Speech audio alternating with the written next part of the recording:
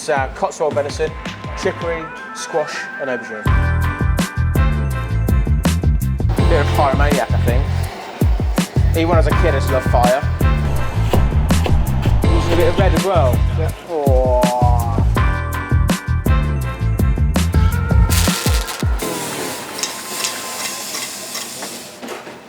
One of the elements for the new venison dish, the beautiful Cotswold venison dish we have on the menu at the moment, is we're going to do a aubergine puree on the stove to get them going, and then we're going to blowtorch them. The reason why I'm blowtorching is I want to get the skin to turn that lovely silver colour. It kind of starts getting a smoky flavour to go into the aubergine, and then after we've done this, we're going to onto a tray, finish them through the oven, and then we're going to scoop them all out, and we're going to start making our mix for the puree. I've done it without blowtorching them, but I don't know what it is. As soon as that skin goes silver, it's almost like giving that smoky flavour to it, which really helps with the dish. If you just put them down the stove, we put them into the oven, they just stew, and you just load of moisture in there. But this way, I feel, it really gets the end product that we want. A bit of pyromaniac, I think. Even when I was a kid, I just loved fire. I'll be the one that's like poking the fire or messing around with stuff. See this coming out here now? So it's starting to steam. It's starting to cook from the inside.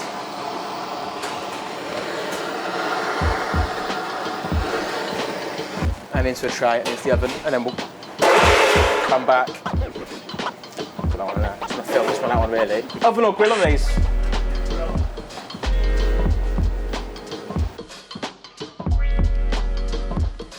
We have squash fondants on there, which are glazed in all the trim from our copper, so make that kind of a meaty orange juice reduction. We're just going to seal these squash pucks, if you will, off, and then we're going to finish them in the oven, and just so they just cook through, and then we're going to punch them out. That's a lovely part of the venison dish. So thyme, garlic, and then we're just going to get a nice colour on them, and then the residual we're just going to put these through.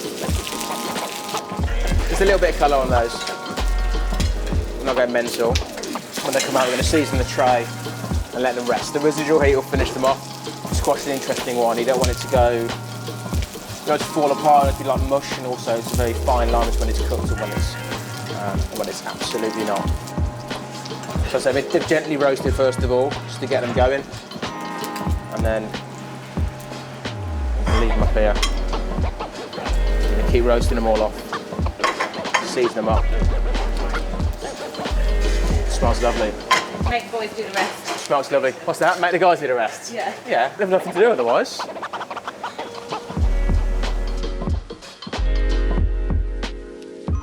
the copper's caramelising, and then we're just going to deglaze, and then once I come to the boil, we're going to bring it all the way down, pass it off, and that's it finished. That lovely glaze there. Ooh, lovely. I think we're nearly aubergine ready. I don't want them smoky, but the fire brigade soon.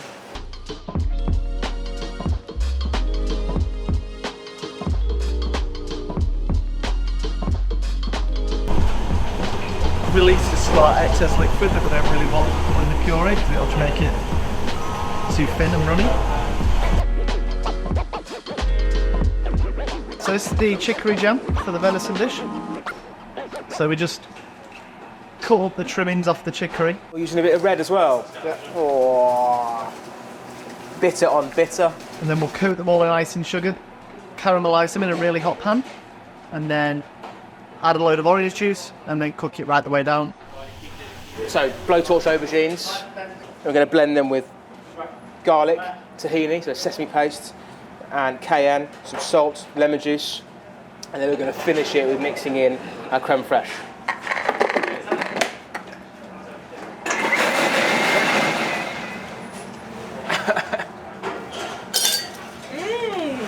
It's good, yeah? Okay.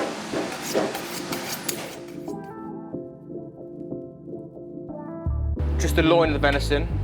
We're trying to move away from water bathing everything because it's not showing the guys how to look after the ingredients, but for this, the venison loin is quite lean, so it works really well to water bath, and then just pack it with loads of flavour.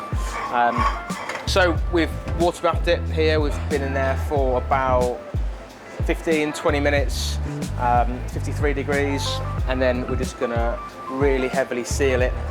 When I seal it's gonna caramelise it ultimately, loads of colour into it, draw out the flavour from it. So again, we haven't brined it or anything, it's just au naturel. Which again, so we're gonna season it. We're gonna start it in a pan, some thyme, a bit of garlic, and roast that, caramelise that down a little bit first of all. And whenever you water bath anything, you want to really seal it off, get that lovely char around the outside of it. That's what we're going to do here.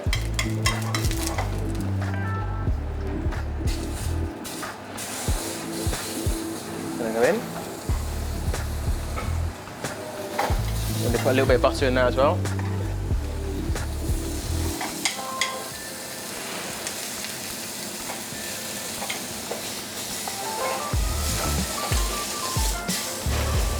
Get that lovely colour on it.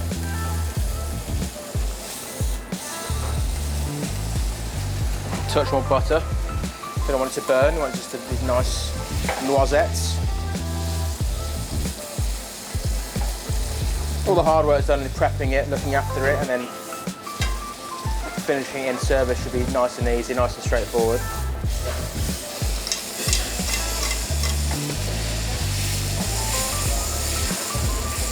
And then we're going to take that out. We're going to rest that for a few minutes while we bring everything else together.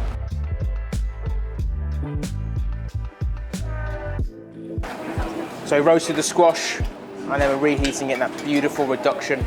The copper, orange juice, garlic, thyme. It's been all the way down. I'm just going to reheat that in this here. This is caribou moss. We use this on the venison dish to add a bit of texture to the plate. So this has been boiled, so we boiled this before service to get it all fried off. Nice and portioned down. Ready? You go now? Yes. Touch your face. It's a sausage. Aubergine puree. Slips off first. Yeah. Right, and a beautiful venison sauce.